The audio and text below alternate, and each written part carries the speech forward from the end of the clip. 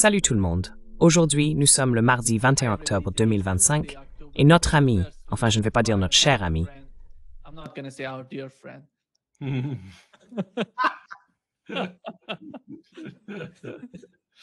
Bon pour toi. bon retour Larry.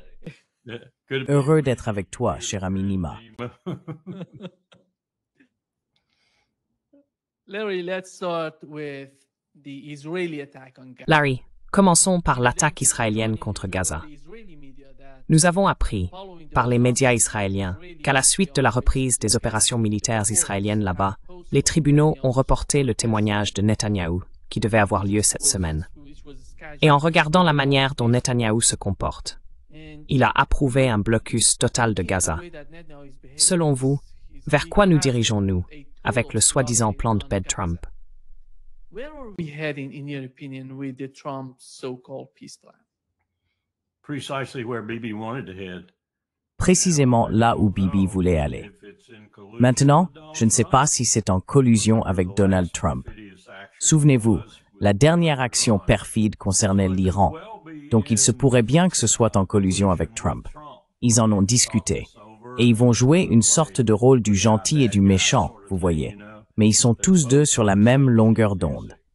Je ne pense pas que ce soit le cas, car cela impliquerait que Trump renonce un peu à la lumière des projecteurs, et je ne pense pas qu'il aime ça.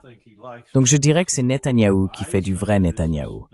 Il n'a jamais eu l'intention de s'arrêter.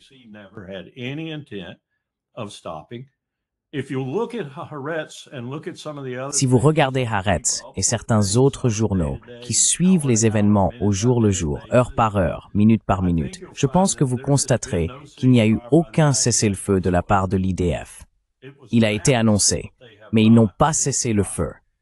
Il y a eu des gens qui tuaient d'autres gens partout à Gaza et en Cisjordanie pendant tout ce temps. C'est donc un cessez-le-feu typique de Netanyahou. Il utilise le début du cessez-le-feu pour tirer un avantage tactique de la situation et causer plus de dégâts. Il a fait cela au Liban et l'a fait sans cesse en Cisjordanie. Quand on lui disait d'arrêter, il disait « j'arrête », puis il repartait aussitôt recommencer.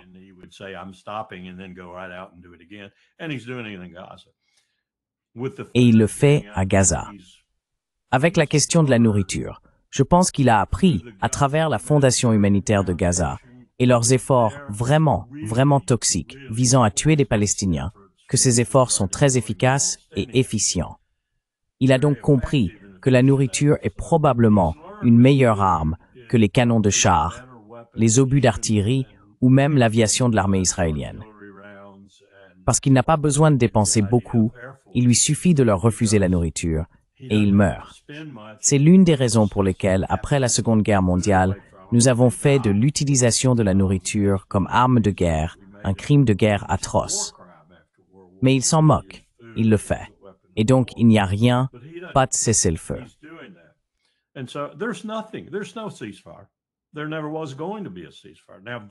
Il n'y a jamais eu de cessez-le-feu prévu.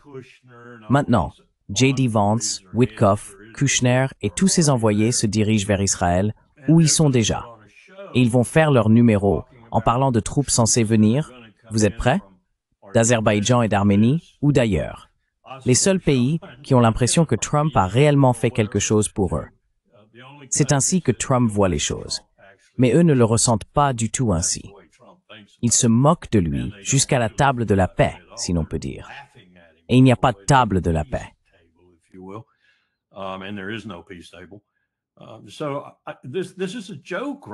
Donc, c'est une blague en ce moment, mais une blague douloureuse et triste, parce que les tueries vont continuer. Maintenant, je vais dire ceci. Le Hamas le savait.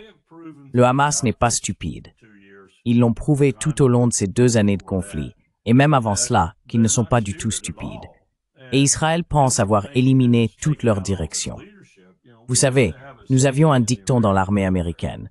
Fais attention au chef que tu tues. Celui ou celle qui vient après pourrait être meilleur. Eh bien, dans bien des cas, c'est ce qui se passe. Et le Hamas a actuellement une très bonne direction, tactique et opérationnelle. Le Hezbollah aussi, à ce qu'on me dit.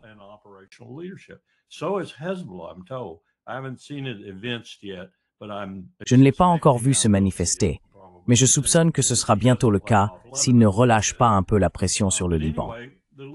Quoi qu'il en soit, la direction est plutôt bonne, et ils font du bon travail pour riposter, pour combattre les gens que Netanyahou a rassemblés afin d'éliminer le Hamas, alors qu'il ne le peut pas ou ne semble pas en être capable. Ces unités rebelles qui sont là, je pense qu'elles sont probablement pour la plupart affiliées à l'État islamique ou à des groupes liés à l'État islamique que nous formions en Syrie, et maintenant, elles se trouvent en Israël, avec d'autres aussi. Mais au final, un cessez-le-feu n'est pas un cessez-le-feu. Et le Hamas le sait, et il en profite pour tuer davantage d'Israéliens. Voici, Larry, la réaction de Donald Trump après les attaques israéliennes contre Gaza.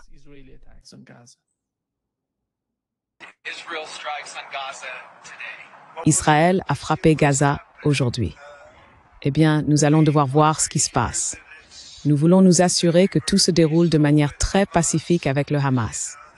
Comme vous le savez, ils ont été assez turbulents, ils ont tiré quelques coups de feu, et nous pensons que la direction n'est peut-être pas impliquée là-dedans. Peut-être quelques rebelles à l'intérieur. Mais quoi qu'il en soit, la situation sera gérée correctement. Le cessez-le-feu est-il toujours en vigueur? Oui, il l'est.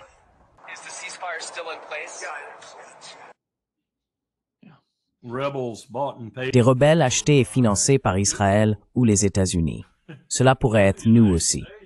Je veux dire, ce président n'a aucun problème à être malhonnête, à mentir ouvertement. Il n'a aucun problème.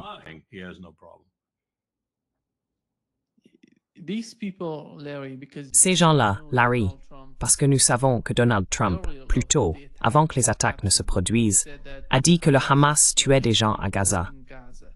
Il parle de ces rebelles, de ces groupes semblables à l'État islamique, tu sais. Hamas, autant que je sache, je ne suis pas sur le champ de bataille. Mais autant que je sache, Hamas ne tue pas d'autres combattants du Hamas, ni de Palestiniens en général, sauf s'ils appartiennent à ces groupes. Et je soupçonne que certains en font partie. Ils sont très bien payés, tout comme la Fondation humanitaire de Gaza. Mon Dieu, si vous voyez les salaires que ces types touchaient, et en gros, ils les recevaient pour aider les FDI à tuer des Palestiniens. Donc je pense que c'est sur eux que Hamas tire. Et ils ont été très intelligents de garder les armes de calibre entre 50 et en dessous, et de s'assurer qu'aucune d'entre elles ne soit jamais rendue. Parce que c'est le genre d'armement dont ils ont besoin pour mener le type de guerre qu'ils mènent actuellement. Une guerre de guérilla. Ils n'ont pas besoin de gros matériel.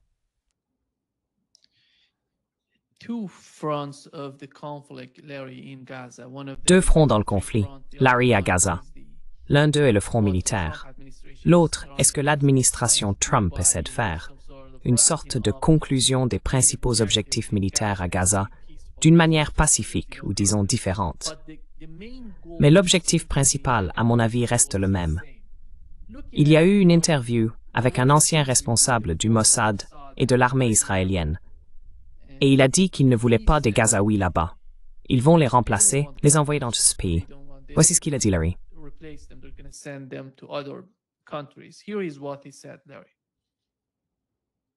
Yazé Gaza. Nous devons prendre les habitants et les envoyer en Libye. Comment voyez-vous l'avenir de Gaza? Pas d'avenir. Un parking, une décharge. C'était des créatives. Je le fais. D'accord, nous avions un accord. Soudain, ils ont envoyé des missiles. Nos gens ont tiré des missiles depuis l'intérieur. Et ensuite, nous avons dit, oh, il y a un missile venant de Gaza. Donc maintenant, nous pouvons leur répondre. Tu penses que c'est aussi quelque chose de possible? Tout est possible. Nous allons effacer Gaza.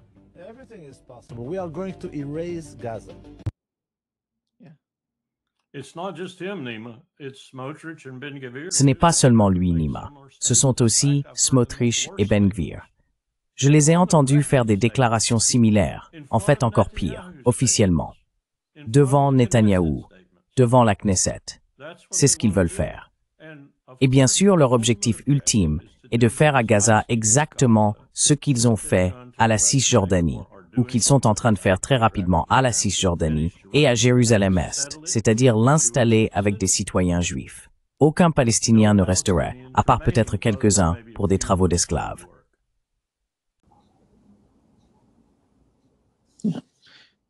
Je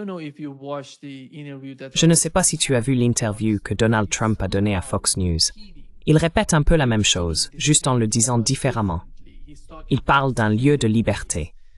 Et qu'est-ce que ça veut dire ça? Voici ce que Donald Trump a dit. Développez-le. Et tu as dit que tu voulais le développer.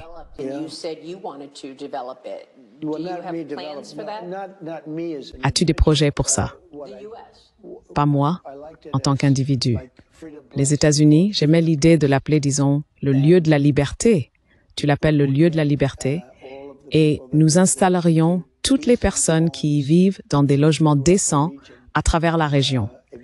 Si tu regardes, l'Égypte a beaucoup de terre. La Jordanie a beaucoup de terre. Tu sais, juste à côté, beaucoup de pays ont beaucoup de terre. Donc, j'avais au départ la vision que nous pourrions les y installer. Regarde Gaza. Je veux dire, tu sais, il ne reste rien debout. Tout est en ruine. Ce n'est donc pas très difficile de faire mieux que ça. Israël peut dire que nous avons tué 50 000 personnes. Et donc, tu dirais que c'est tout un nouveau groupe de gens. Et c'est le cas. Je veux dire, tu sais, ils sont remplacés par d'autres, des jeunes.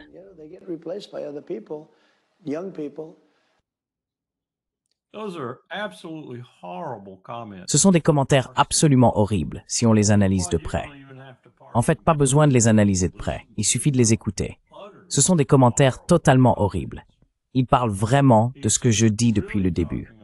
Ils ne vont pas sortir les 100 000 morts, dont 50% sont des femmes et des enfants. Dessous, c'est décombres. Ils vont tout recouvrir de béton. C'est l'idée de Trump. Je ne dis pas que c'est celle de Netanyahou. Je pense que Netanyahou veut régler la situation. Je sais que Ben Gvir et Smotrich le veulent aussi. Ils veulent la régler exactement comme ils le font en Cisjordanie. Mais ce que Trump suggérait, c'est qu'ils vont tout recouvrir. Il n'y a plus personne. Oh non. Le New York Times, le Washington Post, tous ces médias américains, ils ne se rendent même pas compte du nombre de morts qu'il y a. Je pense qu'il y en a plus de 200 000. Il existe actuellement des preuves médico-légales, des preuves issues de modélisation et de simulation qui prennent en compte l'utilisation des munitions, la densité de population, le type de construction au sol, les réseaux routiers, tous ces facteurs qui entrent dans l'analyse et qui montrent qu'il y a au moins 200 000 Palestiniens morts. Selon les évaluations démographiques, au moins 50% sont des femmes et des enfants. Et ils sont nombreux, très nombreux. Quel est le chiffre officiel qu'ils annoncent maintenant? 60 000, quelque chose comme ça. Eh bien, cela laisse 140 000 morts, Nima, sous les décombres.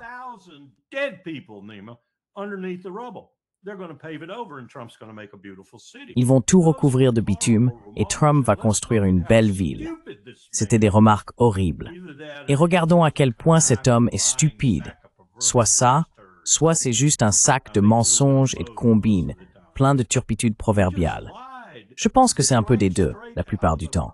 Il a menti dès qu'il a ouvert la bouche. La Jordanie n'a pas beaucoup de terre. Demandez au roi. L'Égypte n'a pas beaucoup de terre. Demandez à Sisi. En fait, je viens de lire une évaluation de National Geographic sur la situation d'Israël avec tous les réfugiés qu'il a déjà venus de toute l'Afrique de l'Est, en plus de sa propre population. Il ne peut pas les nourrir, il ne peut pas leur fournir d'eau, et il ne peut pas les loger. Même s'il devenait une terre promise demain matin, la densité de population par rapport aux ressources vitales est telle qu'il ne pourrait tout simplement pas y parvenir.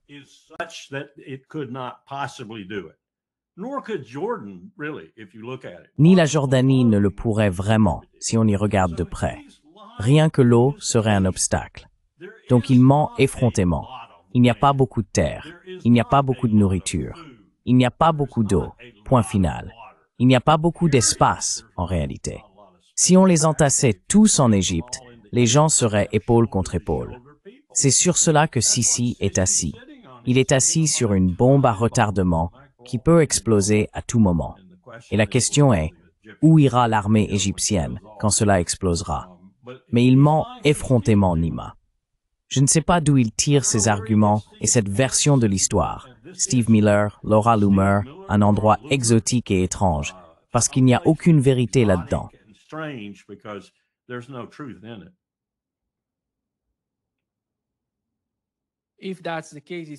Si c'est le cas, il semble que tout le plan de paix et le cessez-le-feu n'ait servi qu'à aider Israël et Netanyahou à réparer ce qu'ils ont fait jusqu'à présent.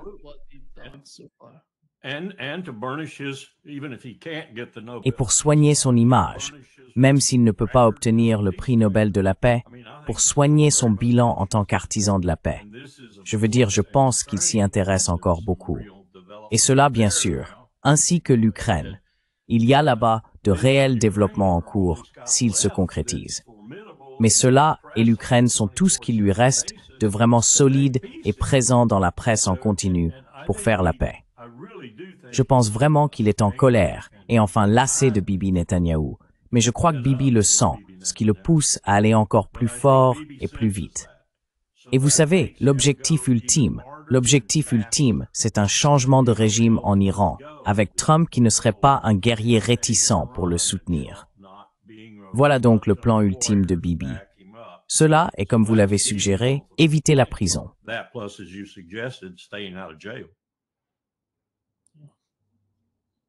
Changement de régime par une opération militaire.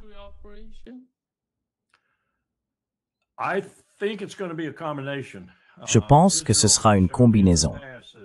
Israël m'a montré par le passé qu'il est plutôt bon et intelligent dans l'utilisation d'un mélange de forces lorsqu'il entreprend quelque chose comme ce qu'il devra faire avec l'Iran. Donc, il va essayer encore une fois, et il travaille probablement d'arrache-pied, 24 heures sur 24 et 7 jours sur 7 en ce moment, dans toutes sortes d'endroits autour de la périphérie de l'Iran, et même à l'intérieur du pays, pour développer une autre troisième colonne, ou cinquième colonne, appelez-la comme vous voulez. Vous savez, des gens payés par Israël pour faire ceci ou cela à l'intérieur de l'Iran, pour s'en prendre à certaines installations où les Iraniens gardent leurs missiles les plus sophistiqués, pour mener des actions clandestines, secrètes, directes, à l'intérieur de l'Iran.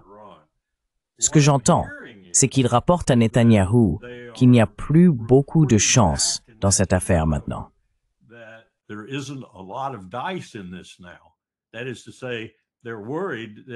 Autrement dit, ils craignent de ne pas pouvoir créer ce type de force de guérilla à l'intérieur de l'Iran avant le début des hostilités, car les Iraniens ont très bien appris à la contrer.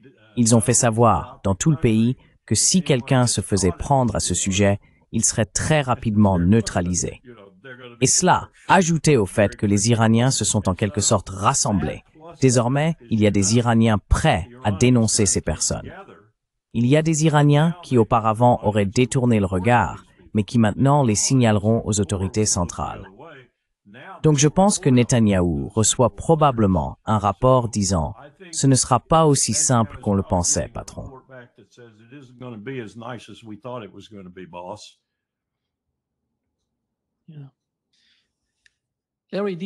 Ouais, Larry, as-tu regardé l'interview que Steve Witkoff et Jared Kushner ont donnée à 60 Minutes? Je l'ai fait. Je veux dire, j'ai pensé quel décalage. Enfin, tu vas le passer. Non, je ne vais pas le passer parce qu'ils détiennent les droits d'auteur. Ils ne nous laissent pas. Je l'ai fait une fois et ils l'ont coupé. Je suis surpris qu'ils aient laissé passer ça. Vraiment, je suis très surpris qu'ils aient laissé passer ça. Je pense que quelqu'un a fait une erreur.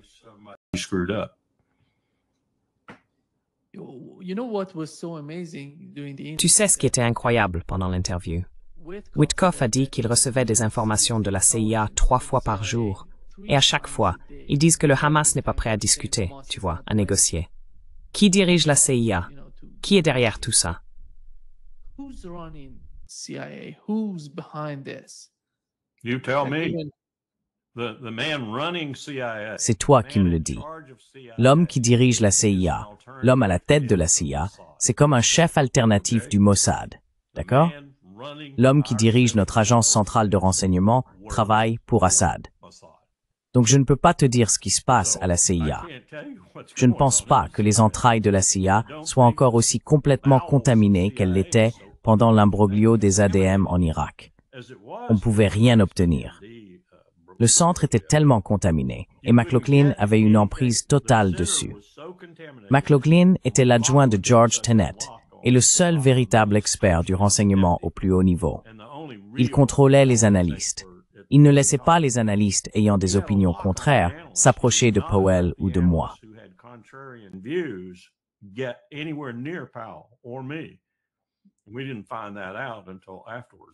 Nous ne l'avons découvert qu'après coup.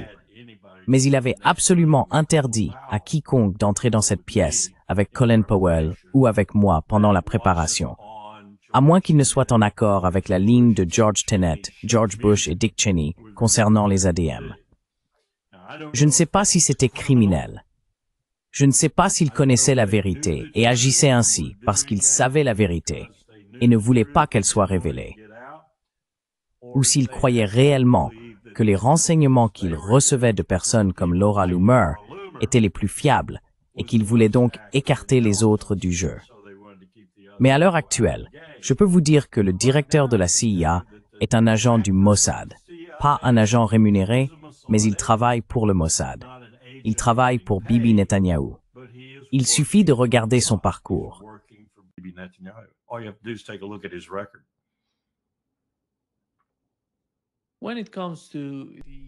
Lorsqu'il s'agit des renseignements qui parviennent au président des États-Unis, quel est le rôle de Tulsi Gabbard? Et quel est le rôle de la CIA? Comment la combinaison des deux fonctionne-t-elle?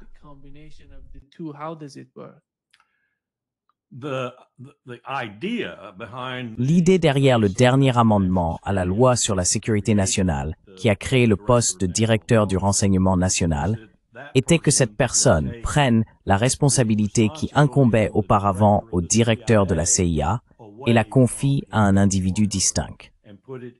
Avant cela, le Congrès était très inquiet, tout comme les présidents après la Seconde Guerre mondiale. Inquiet à l'idée que la communauté du renseignement est un chef unique et devienne, oserais-je le dire, semblable à certains dirigeants d'Amérique du Sud qui ont fini par mener leur pays à la ruine. Ils ne voulaient pas de cela, donc ils ne l'ont pas fait. Eh bien, ils l'ont fait dans cette loi.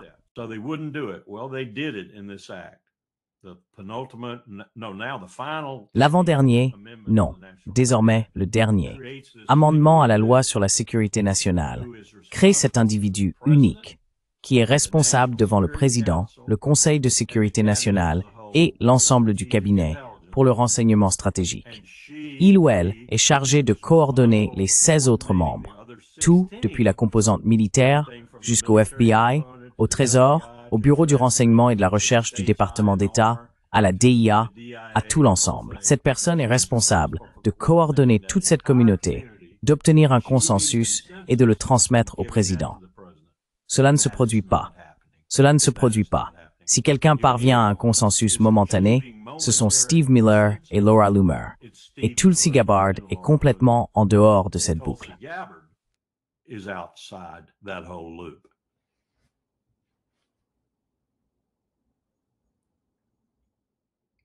Ça te fait du bien? Moi, ça me terrifie.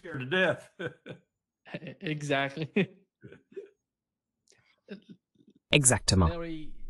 Larry, l'un des points qui m'a vraiment bouleversé, c'est quand Kushner parlait de la situation à Gaza.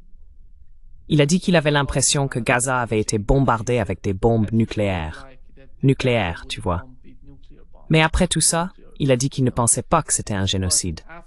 Parce que, tu sais, Witkoff intervient et dit « c'est une guerre ». Ils disent absolument c'est une guerre.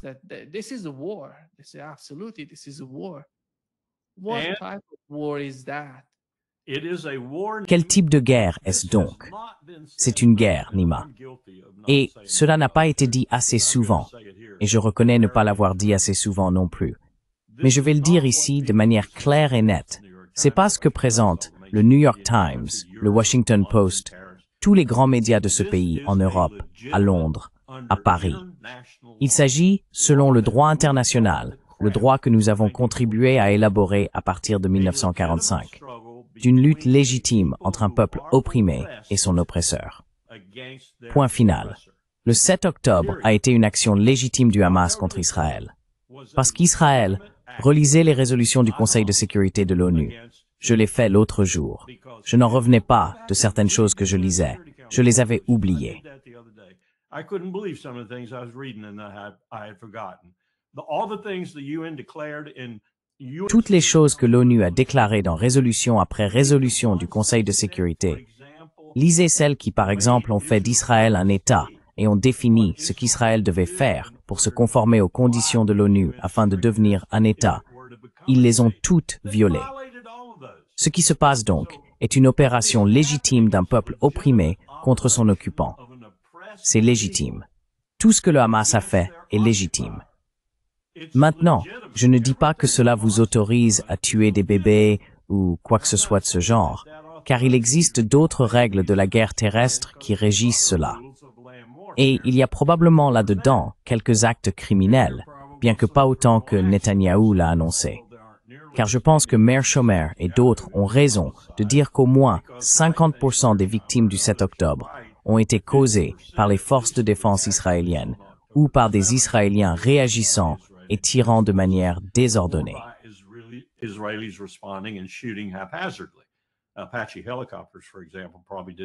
Les hélicoptères Apache, par exemple, ont probablement causé une grande partie des dégâts. Il s'agit donc d'une lutte légitime du Hamas contre Israël, un État oppressif. Point final. C'est la première chose qu'il faut reconnaître et comprendre. Vous pensez que Kushner et Witkoff, même s'ils pouvaient rationaliser cela dans le cadre de la loi, le corpus juridique que je viens de citer, qui est irréfutable, vous pensez qu'ils pourraient l'admettre? Vous pensez qu'ils pourraient même en arriver à cette conclusion? Moi non, parce qu'ils sont tout simplement complètement à côté de la plaque en ce qui concerne la situation réelle à laquelle nous sommes confrontés. Et une partie de cette incompréhension vient du fait qu'ils sont tellement attachés à Israël.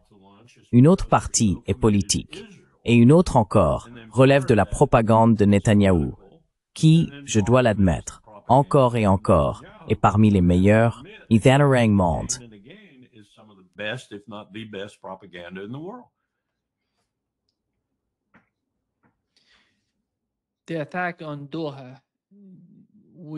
L'attaque contre Doha. Witkoff a dit qu'il n'en savait rien. Il vient de l'apprendre. Et le président l'a appelé en disant « Ce qu'ils font, cela ne va pas profiter à Israël ». Il semble que Donald Trump lui-même n'était pas au courant. Mais qu'en est-il de la CIA? Était-elle au courant? Comment est-il possible d'aller aussi loin dans cette direction sans en informer les gens aux États-Unis?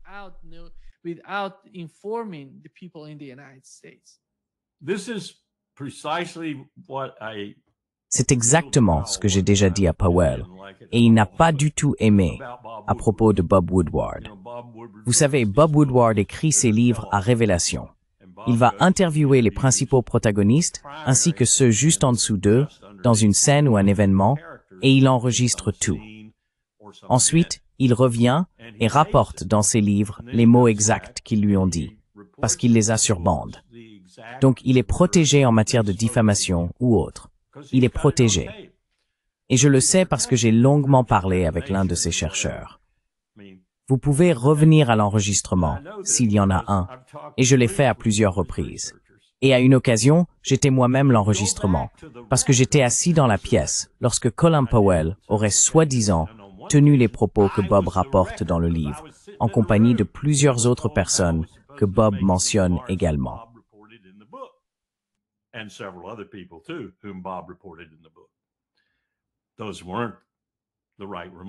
Ce n'étaient pas les bonnes remarques. Ce qui se passe, c'est que les principaux acteurs qui l'interrogent après la crise arrangent l'histoire à leur avantage. Je veux dire, c'est tout à fait naturel. Parfois, ils enjolivent simplement. C'est une tendance humaine de vouloir se montrer sous un meilleur jour. D'autres fois, ils mentent carrément. Et ensuite, Bob rapporte cela comme la vérité brute dans ses livres. Je peux passer en revue les commandants. ou n'importe lequel de ces livres, où j'étais présent lors de certaines interviews. Je peux les examiner et te montrer où les gens sont rapportés de manière illégitime, incorrecte. Mais Bob est protégé, parce que c'est ce qu'ils ont dit pendant la réunion, et il l'a enregistré. C'est ce qui se passe ici.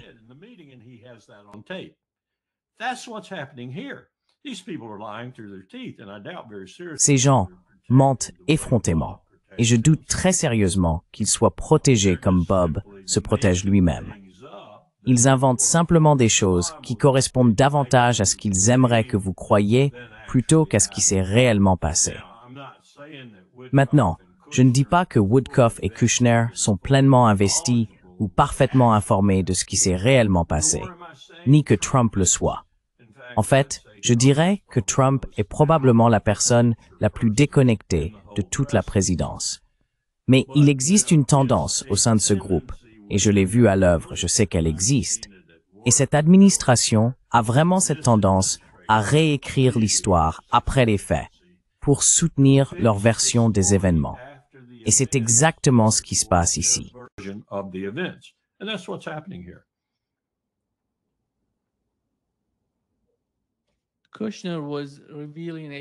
Kushner dévoilait un grand plan pour Gaza pendant l'interview, et on lui a demandé « Quel est ce plan ?» Nous ne savons pas s'il l'a réellement décrit au cours de l'entretien, car après tout, lorsque la vidéo a été montée, cette partie n'apparaît pas. Mais nous avons une interview précédente de Kushner parlant de Gaza. Voici ce qu'il a dit, Larry.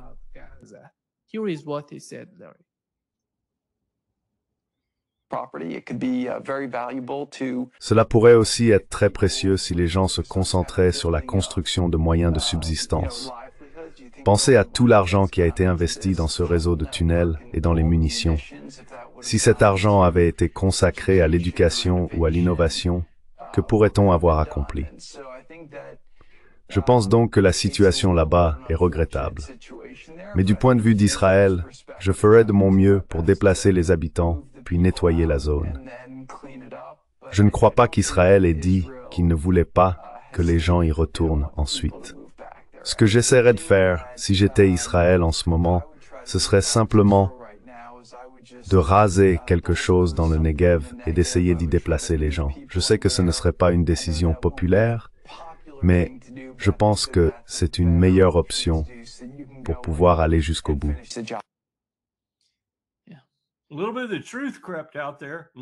Oui, un peu de vérité s'est glissé là-dedans.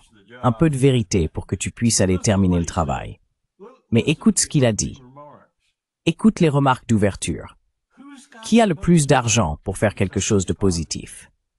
Il demande au Hamas de ne pas construire de tunnels, de ne pas acheter d'armes, de ne pas mener une insurrection contre un oppresseur.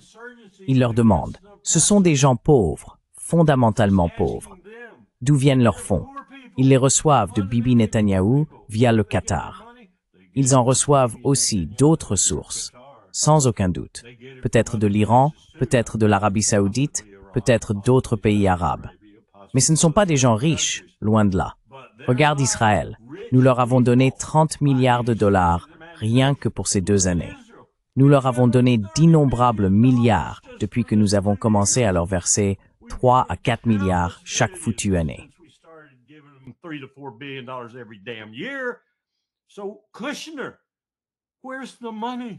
Alors Kushner, où est l'argent? Espèce d'idiot, espèce de menteur, sac à foutaise proverbial. Ou bien tu es simplement stupide. Où est l'argent? L'argent est de l'autre côté, mec. Pourquoi une partie de cet argent, selon ta propre logique, n'est-elle pas utilisée pour rendre Gaza meilleur pour les Palestiniens? Pas pour les colons israéliens. Pour les Palestiniens, les véritables propriétaires de cette terre depuis 3 fichus millénaires. Oh Donald, tu ne fais pas d'histoire. Tu ne le sais pas, Donald. Allez, laisse-moi te donner une leçon de géographie de base, une leçon d'histoire de base. Et au fait, Jared, je viens de te dire où est l'argent. Combien de cet argent vas-tu dépenser pour ces pauvres gens de Gaza? Tu déformes tout, tu pervertis tout. Tu ne connais pas ton histoire. Tu es complètement à côté dans ta compréhension de la région et de la situation elle-même.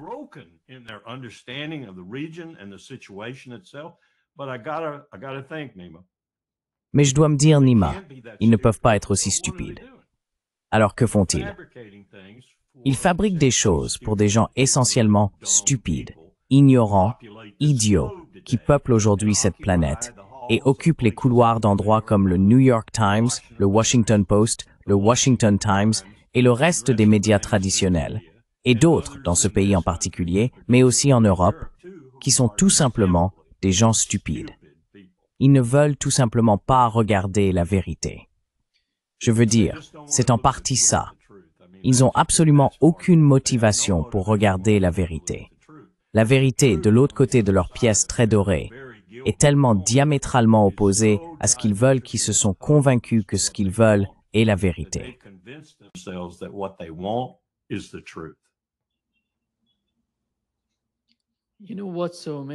Tu sais ce qui est incroyable, Larry? Ils ne savent pas ce que les Gazaouis, les Palestiniens, ressentent pour leur terre. Ça me dépasse de comprendre de quoi ces types parlent. Je regardais hier soir certains témoignages des Cherokees dans ce pays, il y a bien sûr de très nombreuses années, puis certains témoignages des Nez perses, et ensuite ceux des Oglala Sioux et d'autres tribus. J'ai même consulté des documents sur plus de 60 tribus qui vivaient ici sur la côte Est, dont beaucoup se trouvaient en Virginie à un moment ou à un autre. Nous avons fait la même chose. Nous avons fait la même chose. Les Cherokees, en particulier, étaient un peuple très instruit, probablement plus instruit, homme pour homme, femme pour femme, que les Américains autour d'eux, que les Britanniques autour d'eux, que les Français autour d'eux. Et je le pense vraiment. Ils étaient sans doute un peuple plus raffiné. Et vous savez, nous les avons traités de façon épouvantable.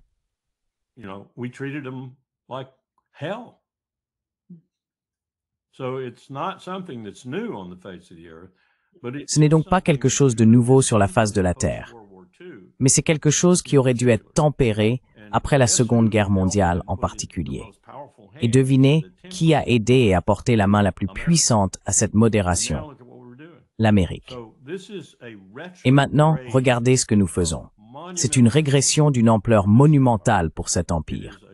C'est une répudiation complète de tout ce que nous défendions après la Seconde Guerre mondiale. Et, aussi imparfaitement que ce fut, de tout ce que nous avons concrétisé dans ce qu'on appelle aujourd'hui le droit international humanitaire, la justice pénale internationale et d'autres domaines. Nous étions responsables d'avoir rassemblé tout cela pour le mettre au service du monde, ce que nous appelons l'ordre international. Eh bien, je suis désolé, nous sommes désormais les plus grands violateurs de toute cette trame. Nous sommes une abomination dans ce monde. Nous sommes devenus notre propre pire ennemi et le pire ennemi du monde.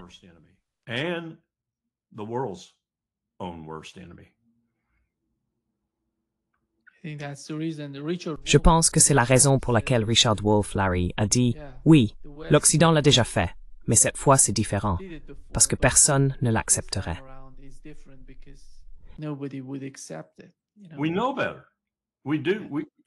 Nous savons mieux aujourd'hui. On pourrait dire que nous savions mieux dans les années 1800 et à la fin des années 700, mais ce n'est pas vrai si l'on regarde de près. Nous ne savions pas mieux. Peut-être que individuellement, nous savions que lorsque nous prenions un tomahawk et que nous coupions un petit bébé en deux, qui se trouvait être un Amérindien, nous savions, probablement, dans notre esprit, qu'il y avait quelque chose d'un peu étrange à faire cela. Mais en ce qui concerne la prise de leurs terres, la colonisation du pays, leur expulsion, le fait de les traiter comme des moins que rien, nous ne savions vraiment pas mieux. C'était ainsi que le monde fonctionnait à cette époque, y compris nous. Si l'on remonte à l'époque de Colombe, Colombe fut l'un des êtres les plus odieux à avoir jamais mis le pied dans le Nouveau Monde. Il était terrible.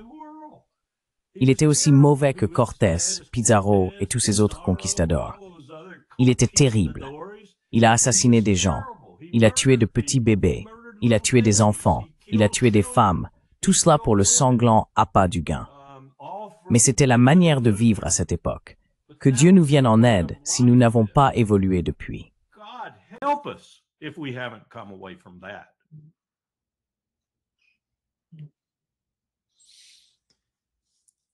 Netanyahu doesn't want, Larry, doesn't want Turkish and Netanyahou ne veut pas, Larry.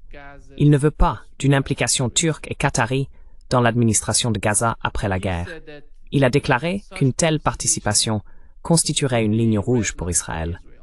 Qu'apporteraient ces deux pays à la situation à Gaza qui déplaît à Netanyahou? to the situation in Gaza that Netanyahu is not happy about. Were I a leader of any country, Si j'étais le dirigeant de n'importe quel pays, y compris d'Israël, même dans son état actuel, disons que Netanyahou disparaissait soudainement, comme par magie, et que je prenais les commandes, je ne voudrais pas non plus que tout le monde s'y trouve.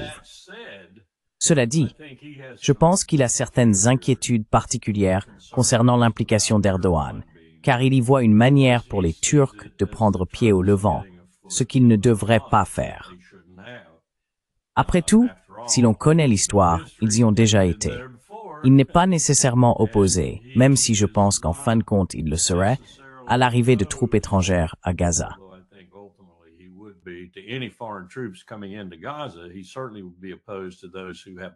Il s'opposerait certainement à ceux qui ont un passé impérial incluant cette région, et pour le dire de manière neutre, une soif d'anciens gains et d'ancienne gloire. Erdogan en est un parfait exemple. Je ne voudrais pas de ces troupes là-bas. J'ai déjà dit par le passé que si la Turquie voulait s'engager militairement dans cette affaire pour mettre fin à la crise, mettre fin à la guerre, et peut-être à l'existence de l'État d'Israël, je ne suis pas sûr que je m'y opposerais. Mais je ne veux pas qu'il s'attarde. Et c'est ce dont Netanyahou a peur. C'est ce qui effraie tout le monde, que quelqu'un s'attarde et devienne plus puissant que le pays qui s'y trouve actuellement, Israël.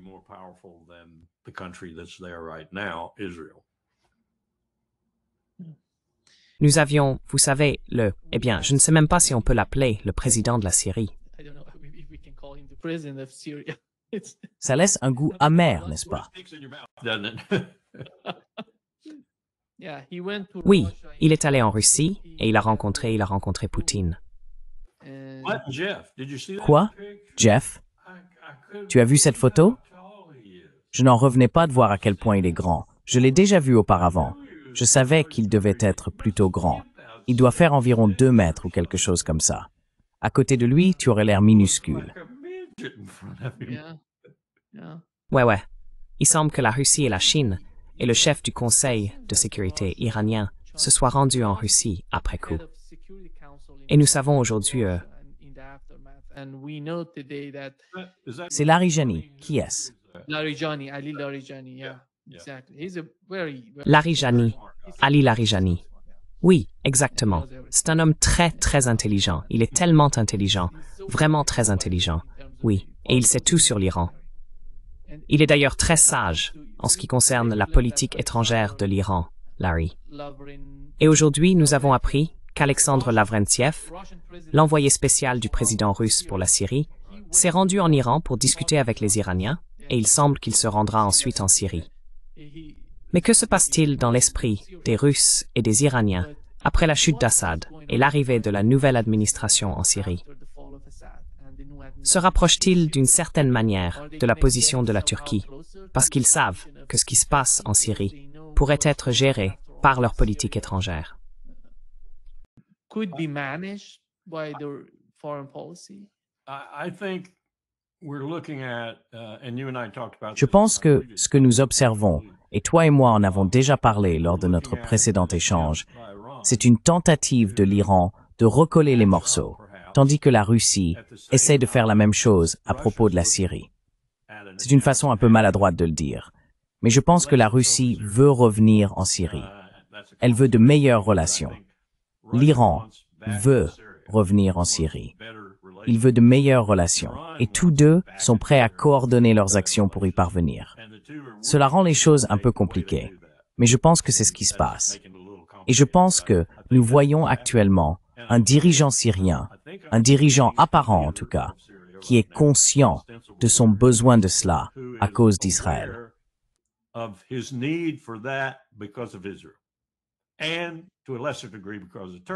Et dans une moindre mesure à cause de la Turquie.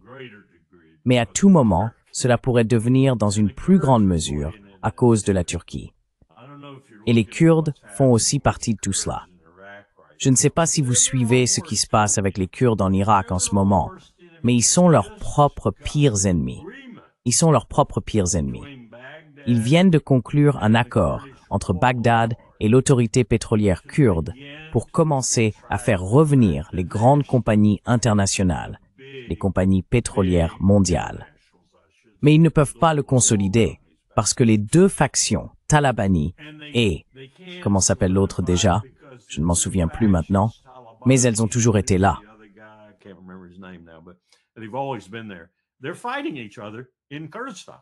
Ils se battent entre eux au Kurdistan, dans cette partie nord de l'Irak, Souleymaniye contre Erbil et contre Kirkouk, et ainsi de suite.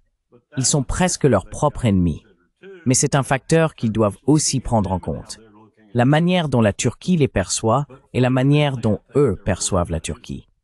Mais fondamentalement, je pense qu'ils s'inquiètent d'Israël. Et je le serais aussi, à leur place. Je pense que le dirigeant de Damas a compris que l'un de ses plus grands problèmes à venir sera Israël. Il a essayé de collaborer avec eux, et je pense qu'il a maintenant réalisé qu'on ne collabore pas avec Israël. Il t'écrase. Alors maintenant, la Russie et l'Iran lui offrent certaines possibilités de tenir tête à Israël.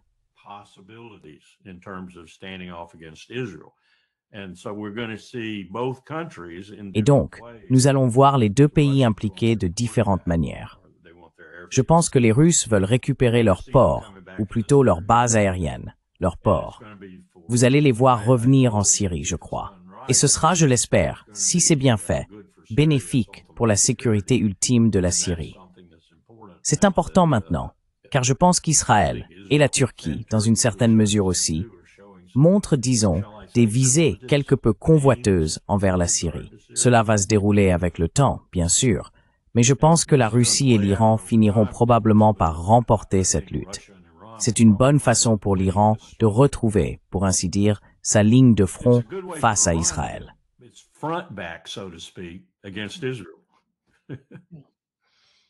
Il ne s'agit pas seulement de la Syrie.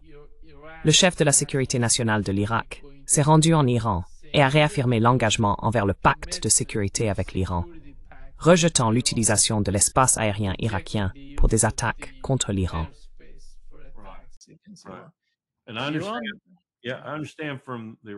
Et d'après le rapport sur le pétrole irakien, ainsi que d'après des amis à moi qui se trouvaient en Iran ou en Irak, à l'époque où nous travaillions avec leur ministère du pétrole, ils ont réglé la plupart de leurs problèmes liés au pétrole.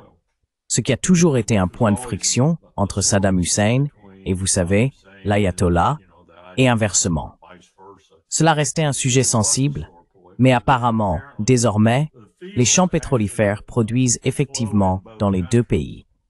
Donc vous savez, on peut enfoncer son truc en biais dans le sol et voler le pétrole de l'autre pays, et inversement.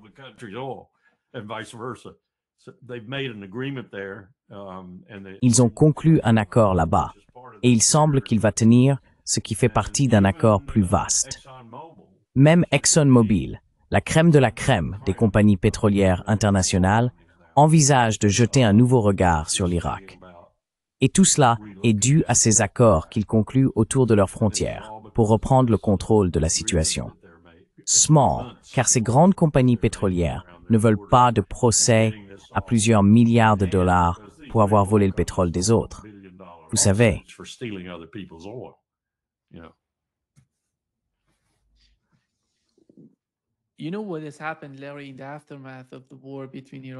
Tu sais ce qui s'est passé, Larry, à la suite de la guerre entre l'Iran et Israël, ce qui m'a plutôt surpris. Ce n'est pas seulement une question d'Iran et du peuple iranien, c'est aussi une question du peuple irakien. Tu sais, ceux qui étaient proches de Saddam Hussein n'aimaient pas l'Iran. Ils avaient ce genre de sentiment. Ils détestaient un peu l'Iran, même avec le nouveau gouvernement en Irak.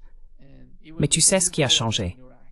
La population, la façon dont elle perçoit l'Iran après l'attaque iranienne contre Israël, a changé radicalement en Irak. Et j'ai trouvé incroyable de voir ce qui se passe avec le peuple irakien.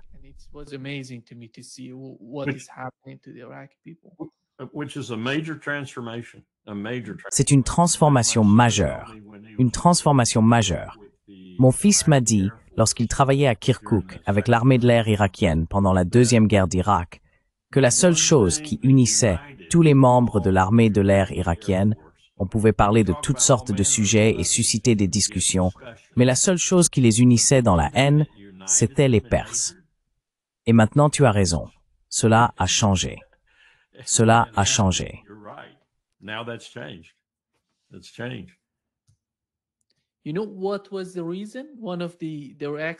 Tu sais quelle en était la raison? L'un de leurs experts des médias nationaux a dit « Qui est capable de frapper Israël comme l'a fait l'Iran? Personne dans le monde arabe n'en est capable. » C'est pour cela qu'ils changent d'avis à propos de l'Iran. Ils voient, tu sais, le résultat final. À mon avis, ce qui s'est passé en Irak a été énorme.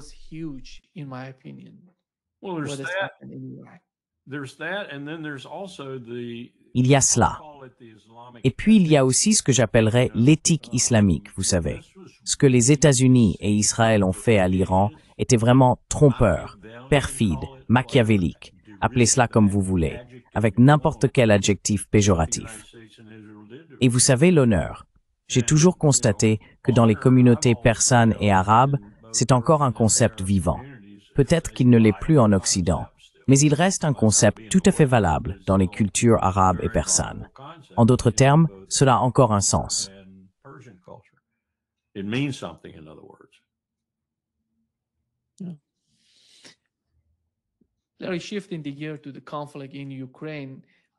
Larry, en passant à l'année du conflit en Ukraine, Donald Trump devait avoir une rencontre avec Vladimir Poutine, mais il a dit auparavant que les deux, tu sais, le ministre des Affaires étrangères, Lavrov et Rubio, allaient se rencontrer. Il semble que cela a été reporté et qu'ils essaient simplement de communiquer par appel téléphonique et ce genre de choses. Si nous nous mettons à la place de Poutine, en voyant ce qui s'est passé au Moyen-Orient, avec les discussions, les négociations avec l'Iran, et maintenant le nouvel accord dit de paix avec les Palestiniens, comment pourrais-tu imaginer croire à ce que dit Donald Trump? C'est pourquoi je pense qu'ils hésitent tant à parvenir à un accord. Parce qu'après tout, il semble que la principale question en Ukraine reste le cessez-le-feu. Un cessez-le-feu imminent que les Russes n'ont pas accepté.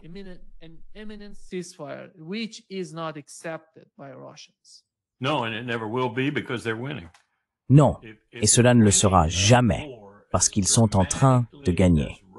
Si vous gagnez une guerre aussi spectaculairement que la Russie dans celle-ci, vous ne voulez pas de cessez-le-feu. Si vous gagnez, tout court, vous ne voulez généralement pas de cessez-le-feu. Mais si vous gagnez aussi spectaculairement que la Russie, vous en voulez certainement pas. Et regardons la tapisserie plus large en ce moment. Nous avons, m'a-t-on dit, des discussions sérieuses, et je pense que la source est fiable à propos de ce que la Russie a proposé concernant un tunnel sous la mer de Barents reliant la Russie et les États-Unis. La Chine, m'a-t-on dit, commence maintenant les travaux. Je n'y suis pas allé. J'aimerais y aller. Je ne suis pas allé au Nicaragua depuis longtemps.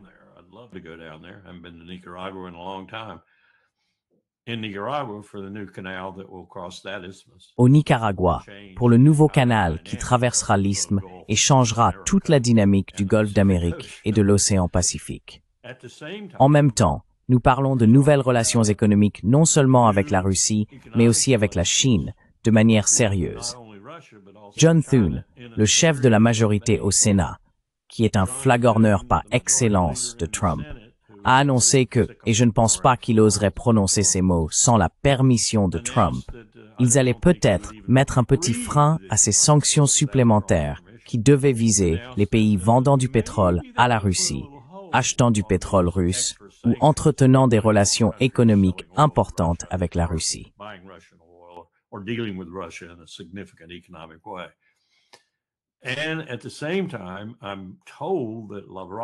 En même temps, on m'a dit que Lavrov et Rubio avaient effectivement discuté, disons, de la situation d'après-guerre en Ukraine, dans des termes qui laissent entendre que les deux hommes, ainsi que leurs ministères respectifs, disposent de cellules de planification travaillant sur la période post-Ukraine. Et il ne faut pas non plus négliger, d'après ce que j'entends, que Trump a fait savoir aux dirigeants européens, Starmer, Macron et Merz en particulier, qui n'étaient pas intéressés par l'utilisation des avoirs russes gelés au profit de l'Ukraine. Il y a aussi d'autres choses, plus mineures. Je comprends que Trump a finalement été informé du nombre réel de missiles de croisière Tomahawk dans l'inventaire américain, ainsi que des prévisions. Désolé, Monsieur Trump, vous vous êtes trompé.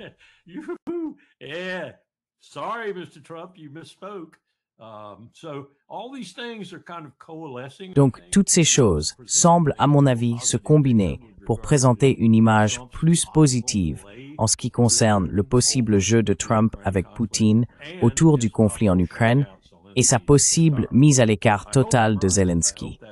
J'espère avoir raison, j'espère que c'est bien ce qui se passe. Si c'est le cas, nous pourrions voir une fin à tout cela. Mais en note de bas de page, je ne pense pas que nous verrons une fin avant qu'Odessa ne soit entre les mains des Russes. Et cela représenterait un coup dur pour l'État ukrainien résiduel et neutre après le conflit, car il n'aurait plus de port. Et voici un autre point. Alors que Poutine devait soi-disant se rendre à cette réunion en Hongrie, je crois, Sikorski de Pologne a fait savoir très publiquement que si Poutine survolait la Pologne, il serait arrêté pour crime de guerre.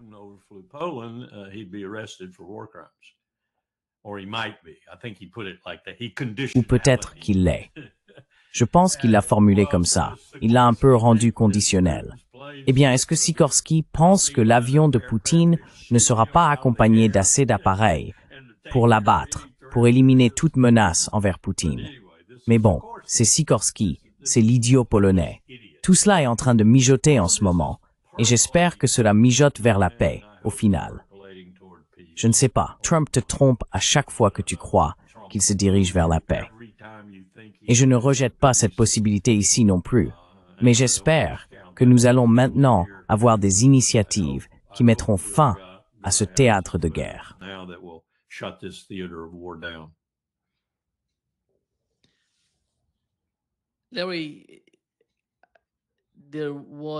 Larry, il y a eu un tweet de Kirill Dmitriev, l'un des principaux négociateurs du côté russe.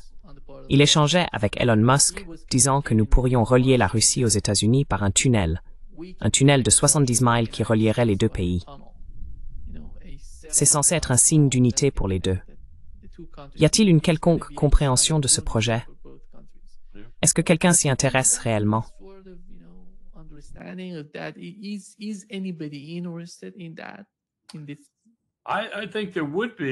Je pense qu'il y aurait, et qu'il y a peut-être déjà, de l'intérêt, surtout dans le milieu des affaires, et particulièrement en Alaska, car ce serait une entreprise d'envergure, créant beaucoup d'emplois et générant beaucoup d'argent.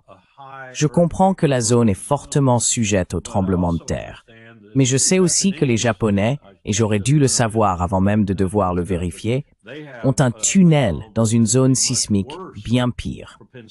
Et il fonctionne très bien. On peut les construire de manière suffisamment sophistiquée pour qu'ils puissent probablement résister à ce genre de situation.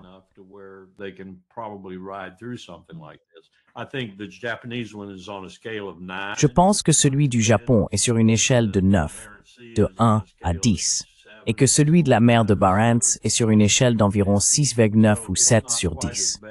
Donc ce n'est pas tout à fait aussi grave, mais c'est faisable. Et avec la technologie dont nous disposons aujourd'hui, et avec peut-être l'aide des Japonais, tu sais, nous pourrions le faire. Ce serait un avantage pour les deux parties. Tout ce qui entre dans ce que nous appelions autrefois le TVD d'Extrême-Orient, le théâtre militaire de l'Union soviétique, maintenant l'Est de la Russie.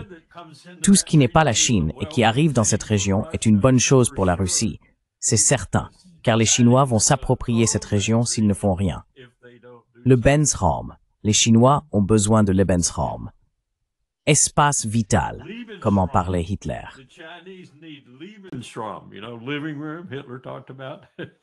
Merci beaucoup, Larry, d'être avec nous aujourd'hui. Un grand plaisir, comme toujours. Prends soin de toi. À vendredi. Vas-tu porter ta chemise Aloha à vendredi? Oui, exactement. Bon marché. À plus tard. Au revoir.